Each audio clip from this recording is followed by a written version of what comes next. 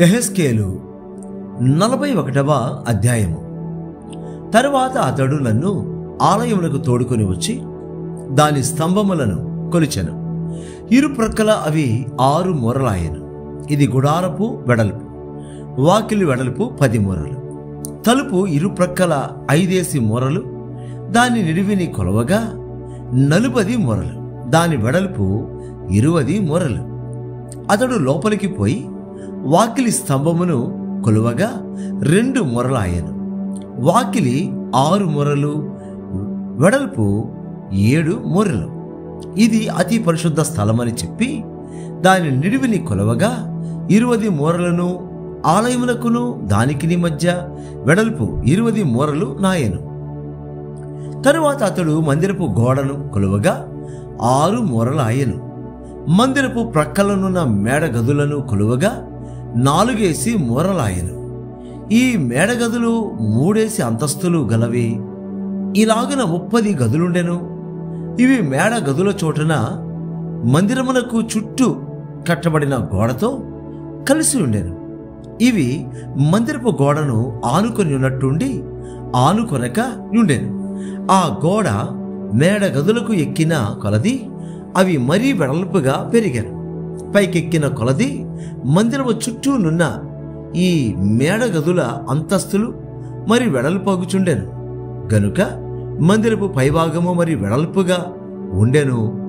పైకెక్కిన కొలది అంతస్తులు మరి వెడల్పుగా ఉండెను. మరియు నేను చూడగా మందిరము చుట్టూ నున్న నేల కట్టు ఎత్తుగా కనబడాను.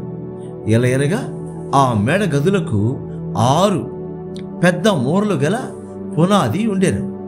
మేడ గదులకు బయటనున్న గోడ 5 మూరల వెడల్పు మరియు మందిరపు మేడగదుల ప్రక్కలనున్న స్థలము ఖాళీగా విడవబడి ఉండెను. గదుల మధ్య మందిరము చుట్టూ 4 దిశలా 20 మూరల వెడల్పున చోటు విడవబడి ఉండెను. మేడగదుల వాకిండ్లు ఖాళీగా నున్న స్థలము తట్టు ఉండెను. ఒక వాకిలి ఉత్తరపు తట్టునను, ఇంకొక వాకిలి దక్షిణపు తట్టునను ఉండెను. ఖాళీగా నున్న స్థలము చుట్టూ 5 మూరల వెడల్పు ఉండెను. ప్రత్యేకింపబడిన చోటుకెదురుగానున్న కట్టడము పడమటి తట్టు 70 మూరల వెడల్పు, దాని గోడ 5 మూరల వెడల్పు. గోడ నిడివి 90 మూరలు. మందిరం యొక్క నిడివిని అతడు కొలువగా 100 మూరలాయెను. ప్రత్యేకింపబడిన స్థలమును, దానికి ఎదురుగానున్న కట్టడమును, దాని గోడలను కొలువగా 100 మూరలాయెను. మరియు తూర్పు తట్టు మందిరపు నిడివిని ప్రత్యేకింపబడిన స్థలమును కొలువగా 100 మూరలాయెను. ఇలాగున మందిరపు వెనుకటి భాగమున ప్రత్యేకింపబడిన స్థలమున కెదురుగానున్న కట్టడమును, దాని ఇరుప్రక్కలనున్న వసారాలను కొలువగా 100 మూరలాయెను. మరియు గర్భాలయమును, ఆవరణపు మంటపములను, గడపలను, కమ్ములు గల కిటికీలను, ఎదుటి 3 అంతస్తుల చుట్టూనున్న వసారాలను ఆయన కొలిచెను. కిటికీలు మరుగు చేయబడెను. గడపలకెదురుగా నేల నుండి కిటికీల వరకు బల్ల కూర్పుండెను. వాకిండ్లకు పైగా మందిరమునకు బయటను లోపలను ఉన్న గోడ అంతయు, లోగడయు, వెలిగోడయు, చుట్టూ గోడయు కొలత ప్రకారము కట్టబడి ఉండెను. కెరూబులను, ఖర్జూరపు చెట్లను ఉండెను. దానికి 2 కెరూబుల సందున ఖర్జూరపు చెట్టు ఒకటి ఉండెను. ఒక్కొక్క కెరూబులకు 2 ముఖములుండెను. ఎట్లనగా ఈ తట్టు ఖర్జూరపు చెట్టు వైపున మనుష్య ముఖమును, ఆ తట్టు ఖర్జూరపు చెట్టు వైపున సింహపు ముఖమును కనబడెను. ఈ ప్రకారము మందిరమంతటి చుట్టూ నుండెను. నేల మొదలుకొని వాకిలిపై వరకు మందిరపు గోడకు కెరూబులను, ఖర్జూరపు చెట్లను ఉండెను. మందిరపు ద్వార బంధములు, చౌకములు, పరిశుద్ధ స్థలపు ద్వార బంధములను అట్టివే. బలిపీఠము కర్రతో చేయబడెను. దాని ఎత్తు 3 మూరలు, నిడివి 2 మూరలు. దాని పీఠమును, మూలలును, ప్రక్కలను మ్రానుతో చేయబడినవి. ఇది యెహోవా సముఖమందుండు బల్ల అని అతడు నాతో చెప్పాను. మందిరములకును పరిశుద్ధ స్థలములకును 2 వాకిండ్లుండెను. ఒక్కొక్క వాకిలి 2 మడత రెక్కలు గలది. మరియు గోడల మీద ఉన్నట్లుగా మందిరపు వాకిండ్ల మీదను కెరూబులను ఖర్జూరపు చెట్లను చెక్కబడి ఉండెను. బయటి మంటపమునకు విచిత్రముగా చేసిన ఉబుకు వాటు పని కనబడెను. మరియు మంటపమునకును ఇరుప్రక్కల గోడలకును మందిరపు బేడ గదులకును వరపాలకులకును ఇరుప్రక్కల కమ్ములు వేసిన కిటికీలను ఖర్జూరపు చెట్లను పోలిన అలంకారమును ఉండెను. యెహెజ్కేలు 42వ అధ్యాయము. అతడు ఉత్తర మార్గముగా నన్ను నడిపించి బయటి ఆవరణములోనికి తోడుకొని వచ్చి ఖాళీ చోటునకును ఉత్తరమునున్న కట్టడమునకును ఎదురుగానున్న గదుల దగ్గర నిలిపెను. ఆ కట్టడము 100 మూరల నిడివి గలదై ఉత్తర దిక్కున వాకిలి కలిగి 50 మూరల వెడల్పు గలది. 20 మూరలు గల లోపటి ఆవరణముకెదురుగాను బయటి ఆవరణపు చష్టాకెదురుగాను 3వ అంతస్తులోని వసారాలు ఒకదానికొకటి ఎదురుగా ఉండెను. గదులకెదురుగా 10 మూరల వెడల్పు గల విహార స్థలముండెను. లోపటి ఆవరణమునకు పోవచ్చు ఉత్తర దిక్కు చూచు వాకిండ్లు గల విహార స్థలం ఒకటి ఉండెను. అది 3 వెడల్పు. వాకిండ్లకు వసారాలుండుట వలన పై గదులు ఎత్తు తక్కువగాను మధ్య గదులు ఇరుకుగా నుండి కురచవాయను. 3వ అంతస్తులో ఉండినవి ఆవరణములకున్న వాటి వంటి స్తంభములు వాటికి లేవు గనుక అవి క్రింది గదుల కంటేను మధ్య గదుల కంటేను చిన్నవిగా కట్టబడి ఉండెను. మరియు గదుల వరుసను బట్టి బయటి ఆవరణము తట్టు గదులకెదురుగా 50 మూరల నిడివి గల ఒక గోడ కట్టబడి ఉండెను. బయటి ఆవరణములోనున్న గదుల నిడివి 50 మూరలు గాని మందిరపు ముందటి ఆవరణము 100 మూరల నిడివి గలదై ఉండెను. ఈ గదులు గోడ క్రింద నుండి లేచినట్టుగా కనబడెను. బయటి ఆవరణములో నుండి వాటిలో ప్రవేశించుటకు తూర్పు దిక్కున మార్గం ఉండెను. విడి చోటునకు ఎదురుగాను కట్టడమున ఎదురుగాను ఆవడపు గోడ మందములో తూర్పు తట్టు కొన్ని గదులుండెను. మరియు వాటి ఎదుటనున్న మార్గము ఉత్తరపు తట్టునున్న గదుల మార్గము వలె నుండెను. వాటి నిడివి చొప్పునను వెడల్పు చొప్పునను ఇవియు కట్టబడెను. వీటి ద్వారములను ఆ రీతినే కట్టబడి ఉండెను. మరియు మార్గపు మొగను దక్షిణపు తట్టు గదుల యొక్క తలుపుల వలె వీటికి తలుపులుండెను.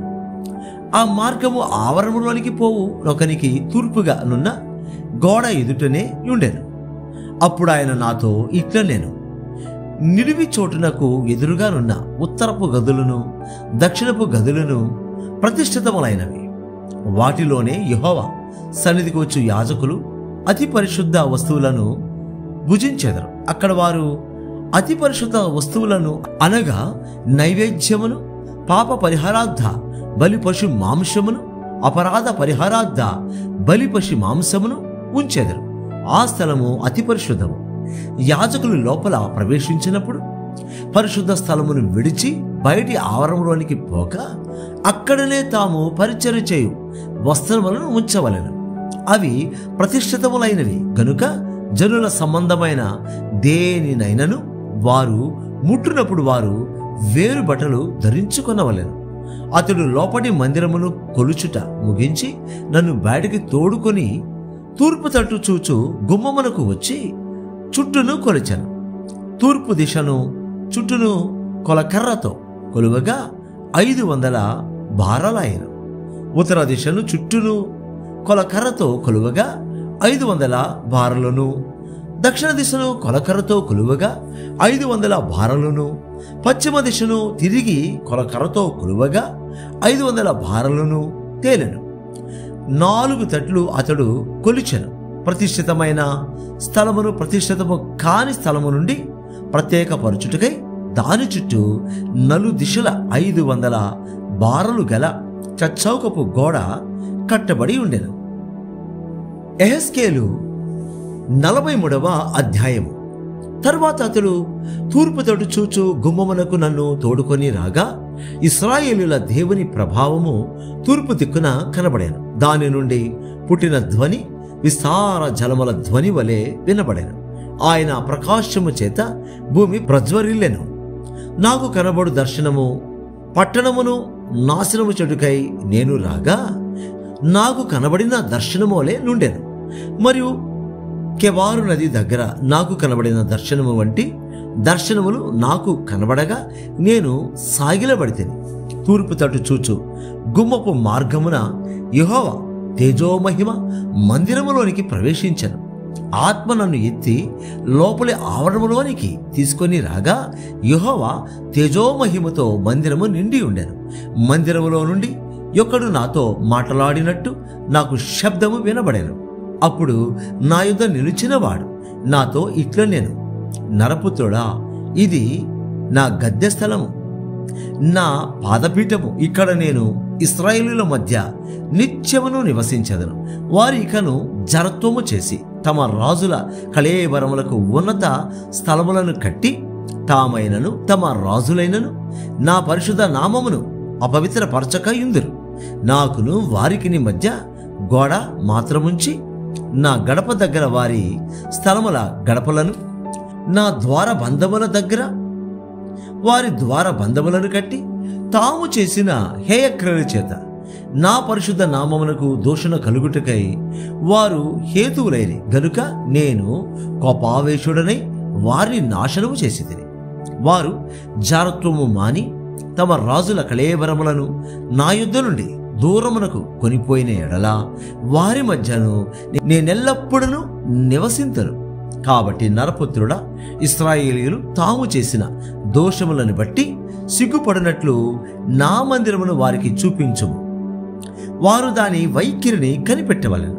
తాము చేసిన వాటన్నిటిని బట్టి వారు సిగ్గుపడిన ఎడల మందిరం యొక్క వైఖరిని, దాని ఏర్పాటును, బహిర్గమ స్థానములను, అంతర్గమ స్థానములను, దానిని గూర్చిన మర్యాదలన్నిటినీ, విధులన్నిటినీ, దాని ఆచారములను, క్రమములను వారికి కనుపరిచి వారు ఆ ఆచార విధులన్నిటినీ గైకొని ఆచరించినట్లు వారు చూచుచుండగా వాటిని వ్రాయించము. ఆ మందిరమును గూర్చిన విధి ఏదనగా, పర్వతం మీద దానికి చేరికైన స్థలమంతయు అతి పరిశుద్ధము. మందిరమును గూర్చిన విధి ఇది: మూరల కొల చొప్పున బలిపీఠము యొక్క కొలత ఎంతనగా 3 అనగా 3 జేనడు బలిపీఠమునకు పీఠమొకటి ఉండవలెను. దాని డొలుపు 3 ఎత్తును 3 వెడల్పును, చుట్టూ దాని చూరు జేనడు విచిత్రమైన పని గలదిగాను ఉండవలెను.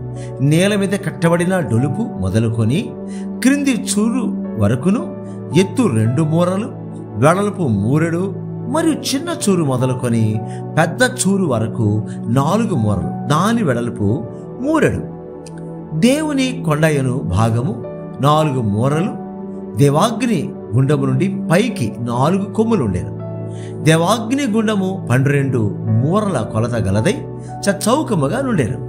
మరియు చూరు నిడివియు వెడల్పును నలుదిశల 14 మూరలు. దాని చుట్టూనున్న అంచు జేనడు, దాని చుట్టంతయు 3. డొలపు 1 ఉండెను.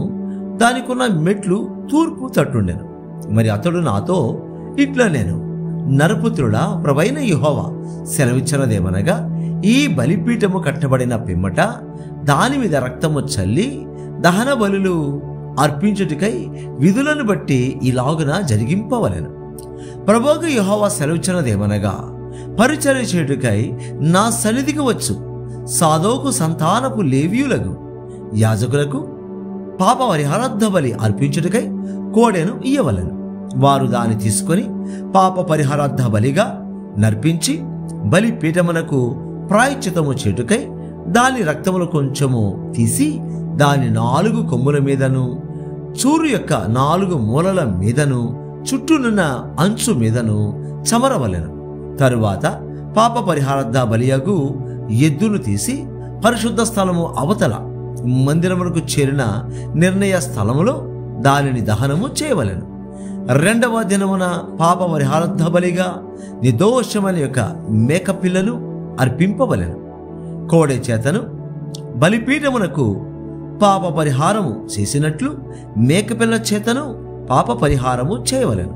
దాని నిమిత్తము పాప పరిహారము చేట చాలించిన తరువాత నిర్దోషమైన కోడెను నిర్దోషమైన పొట్టేలను అర్పింపవలెను. యెహోవా సన్నిధికి వాటిని తేగా యాజకులు వాటి మీద ఉప్పు చల్లి దహన బలిగా యెహోవాకు అర్పింపవలెను. 7 దినములు వరుసగా పాప పరిహారార్థ బలిగా ఒక మేకపిల్లను ఒక కోడెను నిర్దోషమైన ఒక పొట్టేలను వారు సిద్ధపరచవలెను. 7 దినములు యాజకులు బలిపీఠమునకు ప్రాయశ్చిత్తము చేయుచు దానిని పవిత్రపరచుచు ప్రతిష్ఠించుచు నుండవలెను. ఆ దినములు తీరిన తరువాత 8వ దినము మొదలుకొని యాజకులు బలిపీఠము మీద మీ దహన బలులను మీ సమాధాన బలులను అర్పింపగా నేను మిమ్మును అంగీకరించెదను. ఇదే ప్రభువగు యెహోవా వాక్కు.